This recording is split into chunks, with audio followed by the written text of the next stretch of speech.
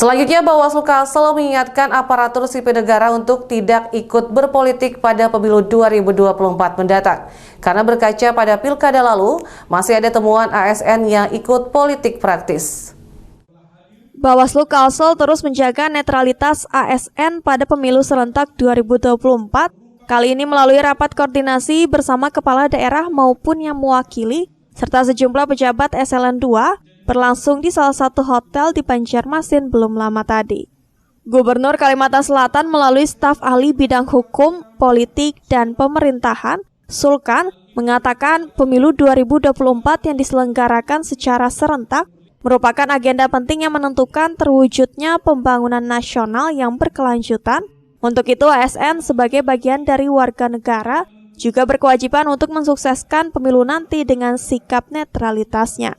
Sesuai dengan arahan Bapak Gubernur dalam pidatonya tadi bahwa hendaknya seluruh ASN dapat mewujudkan sikap netral secara benar sehingga pelayanan publik tetap bisa dijalankan dengan profesional. Sementara itu, Ketua Bawaslu Kalsel memastikan ada potensi pelanggaran pemilu 2024. Hal ini berkaca pada Pilkada 2019 lalu yang menyelesaikan 7 kajian terhadap pelanggaran pemilu dengan beragam motif yang dilakukan.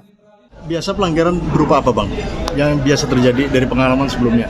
Misalnya kalau kita melihat ya, pada case sebelumnya, misalnya ada caleg yang melibatkan aparatur sipil negara dalam menyebarkan misalnya teriak kampanye.